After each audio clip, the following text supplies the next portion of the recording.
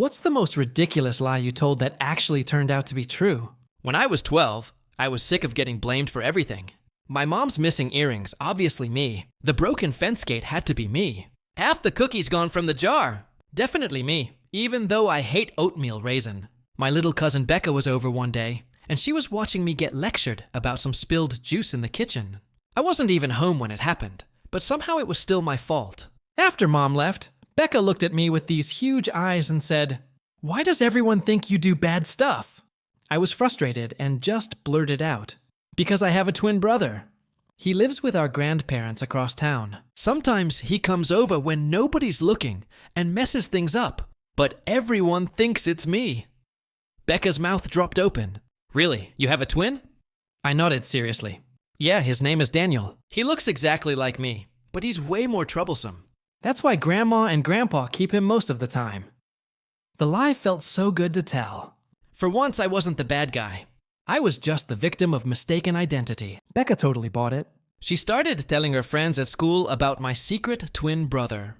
Word spread around our family pretty quick. At Thanksgiving dinner, my aunt asked about the other boy, and my parents just laughed it off. They thought it was cute that I'd made up an imaginary twin to explain away my supposed misbehavior. The story became this weird family inside joke. Whenever something went wrong, my dad would shake his head and say, "Must have been Daniel again." My mom would roll her eyes, but never actually shut down the story. Even when I broke a plate or forgot to take out the trash, they'd play along sometimes. "Tell your brother to be more careful next time," Mom would say with a smirk. Years went by. I kept the Daniel story alive because it was funny, and honestly, it helped me avoid some trouble. Got caught sneaking snacks. Daniel must have put me up to it. Muddy footprints in the house. Daniel probably dared me to do it. By high school, even my friends knew about my twin brother, who lived with our grandparents. It became part of my identity. Noah, the kid with the troublemaker twin who nobody ever saw. I was 18 when everything changed. I was home alone after school doing homework in the kitchen when the doorbell rang. I figured it was a delivery guy, or maybe one of the neighbors. I opened the door and froze. Standing on our porch was a guy who looked exactly like me. Same brown hair, same green eyes, same stupid crooked nose I got from falling off my bike when I was 7. He was maybe an inch taller, and his hair was cut differently, but otherwise it was like looking in a mirror. He was holding a manila folder and looked as shocked as I felt. He said, his voice shaking a little. "Is this the Garrett house?" I nodded, unable to speak. "I'm looking for Noah Garrett." I think he might be my brother. My legs went weak. I grabbed the door frame to steady myself. What? The guy who looked exactly like me took a deep breath. "My name is Daniel Hayes. I was adopted when I was a baby, and I just got access to my birth records last month." According to this, he held up the folder. "I have a twin brother named Noah who was kept by our birth parents." I stared at him. Daniel. His name was actually Daniel. "I had a DNA test done," he continued. "The adoption agency helped me track down this address. I know this is crazy, but are you Noah?" All I could do was nod. We stood there staring at each other for what felt like forever. Then Daniel smiled. This crooked smile that looked exactly like mine and said, "So, I guess all those years of you getting blamed for stuff I never did is about to make a lot more sense." That's when I realized he knew. Somehow he knew about the lie. Turns out his adoptive parents had told him about me when he turned 16. They'd known he had a twin brother, but hadn't been able to find us until now. Daniel had been just as curious about me as I'd been. Well, as I'd pretended to be about him. When my parents got home and saw both of us sitting at the kitchen table, my mom dropped her purse and started crying. Dad just stood there with his mouth open. "How long have you known?" was the first thing Mom asked. "I didn't," I said. "I made him up." I made Daniel up when I was 12 because I was tired of getting blamed for everything. I had no idea he was real.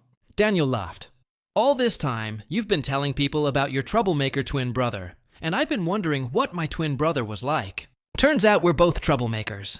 The DNA test confirmed what we all already knew just from looking at each other.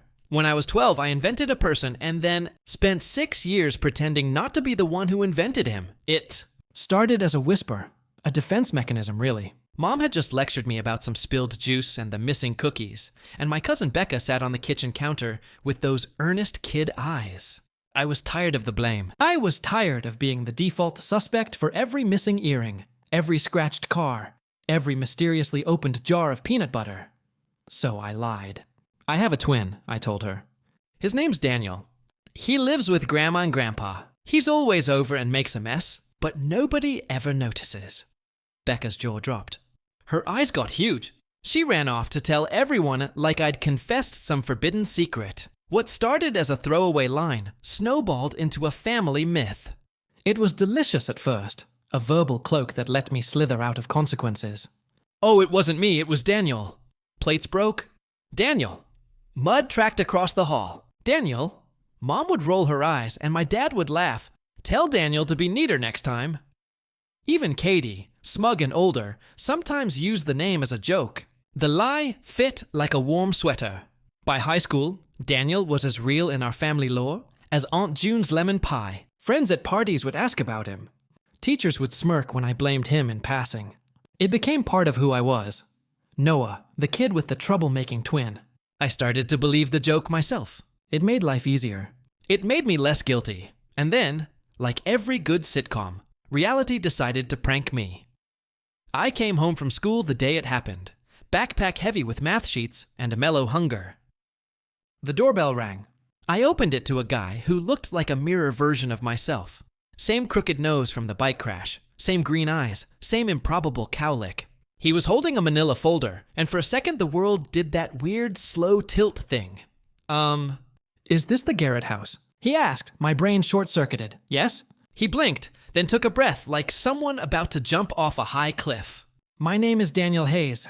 I had a DNA test through the agency. It says I have a twin. It says his name is Noah Garrett. Are you Noah? 2 syllables, and suddenly my 12-year-old self and every lie I'd told were standing in the doorway. I felt my mouth dry. All the tiny fabrications, the invented arguments, the hypothetical mischief, collapses into one dumb, incandescent truth. Daniel was real. We looked like identical puzzle pieces. He looked stunned, delighted, and a little relieved. Then he smiled that lopsided grin I recognized from the mirror and said, "Guess all those years of you getting blamed for stuff I never did is about to make a lot more sense." He knew about my fake twin. Not because he'd been stalking me, but because his adoptive parents had told him at 16 there was a missing piece to his story. They'd never stopped trying to find us. We sat at the kitchen table while the house held its breath. When Mom and Dad came home and saw us both there, the room blurred. Mom dropped her purse like something fragile had fallen from a high shelf. Dad's mouth hung open, an ugly open-mouthed question. Katie looked like someone had shoved a bucket of ice water in front of her. "How long have you known?" Mom asked me, voice small. I couldn't say I'd known. I couldn't say I'd invented him as a way to dodge blame, and then nurtured the lie because it was easier to be mysterious than to be guilty. I told the truth. I made him up when I was 12. It started as a joke. I didn't think he was real. There was a strange beat of silence, then the house felt like it had been hit by a truck. Daniel laughed, this soft, incredulous sound that made it real, and held up a folder of official-looking papers. "I found our birth records," he said. They had both our names on them. The rest of the afternoon was a montage of emotion. My mother sobbing into her hands. My father pacing and trying to form sentences. Katie flaring and folding and flaring again. Daniel and I compared scars like boys show off battle wounds. People kept walking in and out of the kitchen. Every person left with a new question. Over the next few days, the truth unspooled. The agency files. A miscommunication decades ago. An adoption. The other family had kept Daniel. Our birth parents had kept me. For years, we'd been unknowingly living in parallel. 2 lines on the same page. And then came the weirdest part.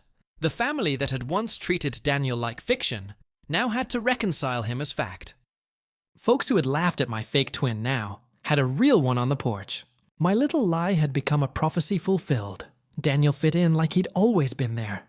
We ate cereal at the kitchen table, compared baseball cards, and traded stories about how different but oddly similar our lives were. He'd heard the family myth and found it hilarious. "So you blamed me for everything?" he asked, eyes bright. That explains a lot. There was a sweetness to it, the kind that comes when the universe corrects itself in the most ridiculous way possible. The lie that had saved me from scoldings and chore lists had led oddly to something real. A brother. A person who could give back all the blame I'd absorbed and call it what it was. Not evidence of badness, but the messy trail of 2 kids split at birth. I regret lying, sure, but I don't regret that the joke opened the door for the truth. There's a framed photo on our mantle now. Daniel and me, both goofy, both grinning, holding a sign that reads, simply, "Better late than never." Some lies implode. Some turn into stories that someone else completes. Mine became a real, living, breathing twin who showed up on my porch and turned my childhood fiction into the weirdest, best kind of reality. Story. She laughed. You think you're the only guy I'm seeing? Grow up. When I found out about her double life, I said, "You're right. I should grow up." Then I sent her other boyfriend our shared calendar with all the times she was working late. They both called me within the hour. I, 29 male, am sitting here watching my phone blow up with notifications, while my now ex-girlfriend Thalia, 27, is probably having the worst day of her life. And honestly, she brought it on herself. Been with Thalia for about 14 months. Thought things were solid. She's in pharmaceutical sales, travels a bit, works weird hours. I'm a data analyst. Pretty standard, 9 to 5. We didn't live together, but spent most weekends at one of our places. The red flags were there. Looking back, work emergencies on Saturday nights. Phone always face down. Separate social media accounts for professional networking that I wasn't connected to, but I trusted her. Stupid, right? 2 weeks ago, everything unraveled. Was at a sports bar with my buddy Colton watching the game. Place was packed. Saw this couple in a booth across the room, all over each other. The woman looked familiar from behind. Same hair as Thalia. Same jacket I bought her for Christmas. Nah, couldn't be. She was at a quarterly sales meeting at a hotel conference center. Mandatory attendance, she said. Then she turned her head to kiss the guy. It was Thalia. My brain just froze. Colton noticed my face followed my gaze. Dude, isn't that... Yeah. Wanted to confront them right there, but something stopped me. Maybe shock, maybe self-preservation. Instead, I took out my phone, zoomed in, took a video. Clear as day. Dahlia and some guy I'd never seen before. Definitely not discussing pharmaceutical sales strategies. They left before I could decide what to do. I stayed, finished my beer, mind racing, got home, did something I'd never done before. Went full detective mode on social media. Found her professional Instagram through a tagged photo from a co-worker. It was couple photos everywhere. Her and this guy Damien. According to the tags, beach trips, dinner dates. One from 3 weeks ago. Captioned, 8 months with my love. 8 months. The overlap with our relationship was 6 months. She'd been dating us both for half a year. But here's the kicker. Kept scrolling back. Found photos of them from before we met, which means I was the other guy. Or were we both? My head was spinning. Spent the next 3 days gathering evidence like I was building a legal case. Screenshots of her Instagram. Our text history showing all her work trips and late meetings. The shared Google Calendar we used to coordinate dates. She'd insisted on it for organization. Every entry color-coded. Blue for work, green for us, yellow for personal appointments. Started cross-referencing. The pattern was obvious in hindsight. Alternating weekends. Work trips that lined up with his Instagram posts from restaurants. Early meetings after nights. She stayed at her place because she was too tired to come over. Then yesterday happened. She came over after work, now wondering if she was actually with Damien. Was scrolling her phone, smiling. Couldn't take it anymore. How was the quarterly meeting last week? I asked. Oh, boring. You know, sales targets, new products. Which hotel was it at again? She didn't even look up. The downtown conference center. Funny, I saw you at Murphy Sports Bar that night. The silence, the slow look up from her phone, the calculation in her eyes. You were spying on me. I was watching the game. You were sucking face with some dude named Damien. Expected denial, expected tears, expected apologies. Instead, she laughed. Actually laughed. So you think you're the only guy I'm seeing? Grow up, Theo. The casual cruelty of it. The entitlement. We're exclusive. We agreed. You assumed. I never promised anything. God, men are so possessive. You've been dating him for 8 months, and you for 14. So you're cheating on both of us. She rolled her eyes. It's not cheating if you're not married. I'm a modern woman, Theo. I can date whoever I want. If you can't handle that, that's your insecurity. The gaslighting was incredible. She genuinely seemed to believe this was normal. Does Damien know about me? Of course not. He's even more traditional than you. So you're lying to him too. I'm managing my relationships how I see fit. You're both happy, aren't you? Or were until you got all stalkery. Get out. Excuse me. Get out of my apartment. We're done. She stood up, grabbed her purse. Your loss? Damen treats me way better anyway. Actual 5-star restaurants, not your pathetic sports bar dates. The entitlement, the complete lack of remorse. It was stunning. After she left, I sat there for an hour. Then I had an idea. A beautiful, terrible idea. You're right. I texted her. I should grow up. She replied with a laughing emoji. Finally coming to your senses. Oh, I was coming to my senses. All right. Opened our shared Google Calendar. The one with all our dates, all her work meetings, all the times she was supposedly with me when she was with him, and vice versa. Created a new calendar event. Title for Damien. Please read. Date every single day for the next month. Description. Your girlfriend Thalia has been dating me, Theo, for 14 months while dating you. Attached is our shared calendar, showing the truth about her work trips and family obligations. Every green event is when she was with me. Cross-reference with when she told you she was working late, or with family. My number is number if you want to compare notes. Then I shared the entire calendar with the email address listed on Damien's Instagram business profile. Sent a screenshot to Thalia grew up. Shared our calendar with Damien, so he can see where you really were. All those times you were working. Transparency is very adult, don't you think? Her response was immediate. What did you do? Didn't respond, but 45 minutes later, my phone rang. Unknown number. Is this Theo? Yeah, this is Damien. I need to know. Is this real? Every entry check her story for any date against the calendar. She was with me every time it says she was. Long silence. Then the conference in March. She said it was in Miami. She was at my apartment. We watched movies and ordered Thai food. Her cousin's wedding in May. My company's summer party. Have photos if you need them. Could hear him breathing heavy. I was going to propose next month. Jesus, I'm sorry, man. No, I'm thank you. I need to call her. Good luck. Within the hour, both our phones were blowing up. Thalia called me 23 times in 30 minutes. Texts flooded in. How dare you? You've ruined everything. Damien won't answer. This is a psycho behavior. You're insane. Answer your phone. I'll ruin your life. You don't know who you're messing with. Then Damien must have called her because the text changed. He dumped me. Are you happy now? You destroyed a beautiful relationship. He was the one. I hate you. You're going to pay for this.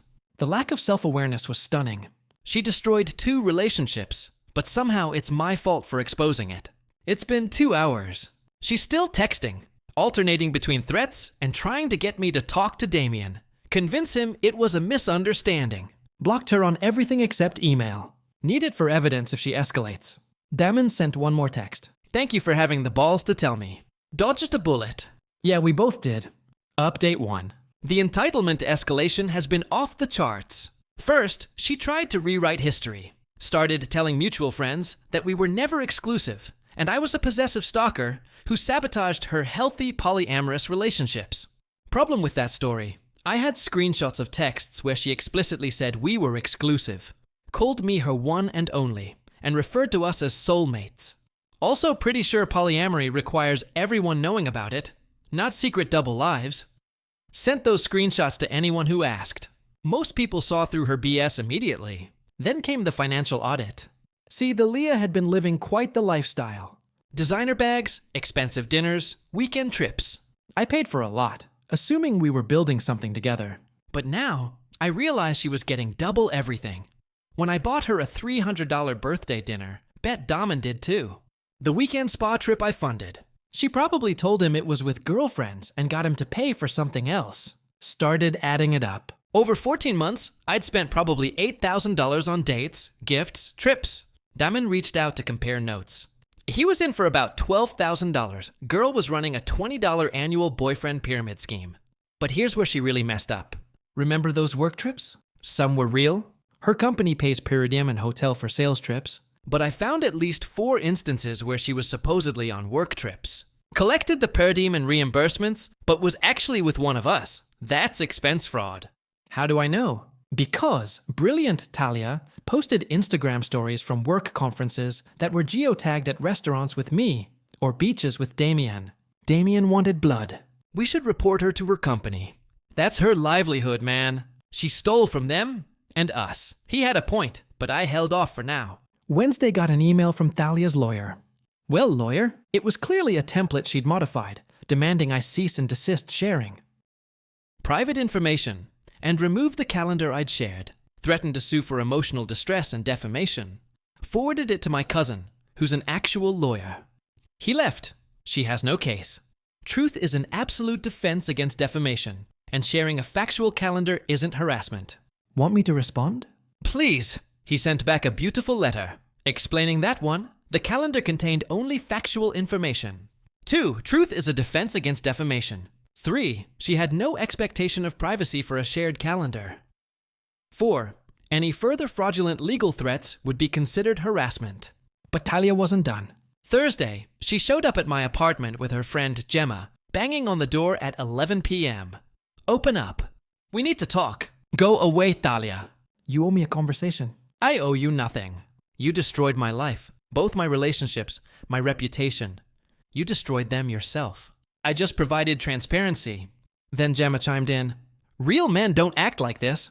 You're being a petty little boy. Real women don't date multiple people simultaneously, while lying to both. She was exploring her options. That's what dating is. Then she should have been honest about it.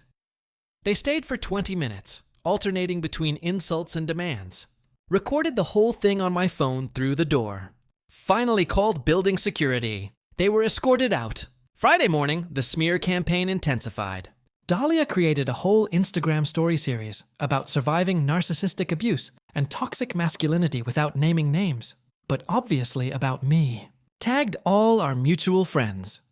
The comments were hilarious, though. One of her co-workers wrote, "Didn't you just post last month about your perfect boyfriend?" Which one was that about? Someone else. Girl, everyone knows what you did. This isn't the narrative you think it is. But the best comment came from Damien's sister, who Thalia had been trying to befriend. Imagine calling someone toxic for exposing your lies. The delusion. Thalia deleted the post within hours. Saturday, she tried a new approach. Showed up at my gym not to work out. She doesn't have a membership. Just waited in the parking lot. We need closure, she said as I walked to my car. We have closure. You cheated. I exposed it. We're done. I never cheated. We never defined. Stop. You told me you loved me. You told him the same. You lied to both of us daily. That's cheating. You're so black and white. The world has nuance. Nuance? You were planning to let Damien propose while secretly dating me. That's not nuance. That's cruelty. Her face changed. How did you know about the proposal? He told me. We compared a lot of notes. You two talked. That's so weird. Weirder than secretly dating both of us. She actually stamped her foot like a child. You ruined everything. I had it all figured out. Yeah, that's the problem. You had us figured out like we were puzzles to solve, not people with feelings. I have feelings too. Just not empathy, apparently. She tried to slap me. I stepped back, got in my car, and drove off. She was screaming in the parking lot. Real classy. Update 2. The dirty tricks ramped up to desperate levels. Monday after the gym incident, I got a call from my manager. Someone had sent an anonymous email to HR claiming I was harassing a former partner and creating a hostile work environment by spreading intimate details about my personal life. Thankfully, I'd been completely professional at work. Never discussed the situation except with 2 close coworkers who asked if I was okay. My manager dismissed it immediately, but noted it in case of escalation. Then came the mutual friend manipulation. Thalia convinced our friend group she wanted to apologize properly and needed them to arrange a group dinner where we'd accidentally run into each other. 3 different people tried to set this up. Each time I asked directly, is Thalia going to be there? When they hemmed and hawed, I declined. Finally, Roberto, who'd been friends with both of us, admitted she's offering to pay for everyone's dinner if we get you there. She's literally trying to buy a forced confrontation. Yeah, it's weird, man. She seems unhinged. Wednesday, Daman texted, heads up. She's been calling my mom. His mom. This woman called her ex's mother, crying about how it was all a misunderstanding, and she was set up by me because I was jealous of Damien. His mom, absolute legend, apparently said, "Dear, you dated my son and another man simultaneously for months. There's no misunderstanding. Please don't call again." But Thursday was peak. Thalia. Got home from work to find her in my apartment. How did you... Maintenance was here. I told them I was your girlfriend and locked myself out. That's breaking and entering. It's not breaking if they let me in. She was sitting on my couch, had helped herself to my wine, acting like nothing was wrong. You need to leave now. Not until we talk. I'm calling the police. Go ahead. I'll tell them we had a domestic dispute. See how that goes for you. The manipulation was incredible. But she didn't know I'd installed a camera in my living room after the lawyer threat. Legal in my state for my own home. Thea, you're trespassing. Leave now or I call the cops. I just want to explain. Explain what? How you juggled two relationships. I understand perfectly. You don't. Damien was safe, stable. You were exciting, fun. I needed both. Then you should have dated people who consented to that arrangement. You would have said no. Exactly. That's called respecting boundaries. She stood up, walked over to me, tried to touch my face. I stepped back. We were good together. Theo, remember the concert last month? The beach weekend? That was real, was it? Or was I just your exciting Tuesday, Thursday guy, while Damien was your stable weekend plan? Her mask slipped. You were both supposed to stay in your lanes. I had it perfectly balanced. You ruined it with your stupid detective work. There it is. The truth. We were just scheduled entertainment. That's not get out. No. Called 911. There's an intruder in my apartment who refuses to leave. Thalia went pale. You're seriously calling the cops. Seriously? She grabbed her purse and ran. Literally ran out. Cops showed up 10 minutes later, took a report, advised me to get a restraining order if she came back. Friday morning, woke up to 82 texts, not from Thalia, from random numbers. She'd posted my phone number on some sketchy dating sites with the caption, "Looking for discreet fun. Text anytime." Had to change my number. Added to the restraining order file, but the universe has a sense of humor. Friday afternoon, Damien forwarded me something. Thalia had joined a dating app already. Her profile said, "Recently single after toxic relationships. Looking for a real man who respects independent women." He'd reported her profile with screenshots of her Instagram with both of us. Captioned, "She dated us both simultaneously. Fair warning." The profile was removed within hours. Final update. The house of cards finally collapsed completely. Remember that expense fraud I mentioned? Well, Damien did report her. He was still furious about the proposal planning while she was playing both of us. Sent her company's HR the Instagram posts showing her locations during supposed work trips cross-reference with her expense reports. She was suspended pending investigation, then fired, then sued for recovery of fraudulent expenses about $30,500 worth. The termination triggered a beautiful cascade of consequences. Without her pharma sales job, lost her company car, lost her high income, $85K plus commission, lost her health insurance, couldn't afford her luxury apartment. Within 2 weeks, she was moving back with her parents. But first, she tried one more manipulation. Gemma reached out. The in the hospital thought you should know. My heart dropped despite everything. Didn't want her hurt. What happened? Stress-induced panic attacks. She's lost everything. Felt guilty for about an hour. Then Roberto sent me a screenshot. Thalia posting from her hospital bed. Perfectly made up manicured nails. Designer pajamas. When life knocks you down, real queens get back up. So grateful for my support system. She was fine. It was another manipulation tactic. The restraining order was approved after I submitted the apartment break-in video. The harassment texts, the fake lawyer letter, the dating site harassment, the HR complaint to my work. 6 months no contact. 2 weeks ago, ran into Damien at a coffee shop. We actually sat down together. Weird, maybe, but trauma bonds are real. She texted me from a new number yesterday. He said she's grown from the experience and wants to apologize. Got the same text. You respond violation forwarded to my lawyer. He laughed. Same. We compared notes one more time. The overlap was insane. Time, she texted us both, "Good night, baby," within minutes. Days. She had lunch with him and dinner with me, telling us both about her busy workday. You know what the worst part is? Daman said, I really loved her, or who I thought she was. The person we loved didn't exist. She was playing a character with both of us. Yeah, still sucks though. It did. It does. Last week, a mutual friend showed me Thalia's LinkedIn. She's working retail now, spinning it as exploring new career opportunities in customer relations. Still zero acknowledgement of wrongdoing. Her Instagram is now private, but apparently full of motivational quotes about rising above negativity and leaving toxic people in the past. The friend asked if I felt bad about how everything turned out. Honestly, no. She had two men who genuinely cared about her, would have done anything for her. Instead of choosing one, or being honest about wanting both, she chose lies and manipulation. She destroyed her own life through greed and entitlement. The calendar share wasn't revenge.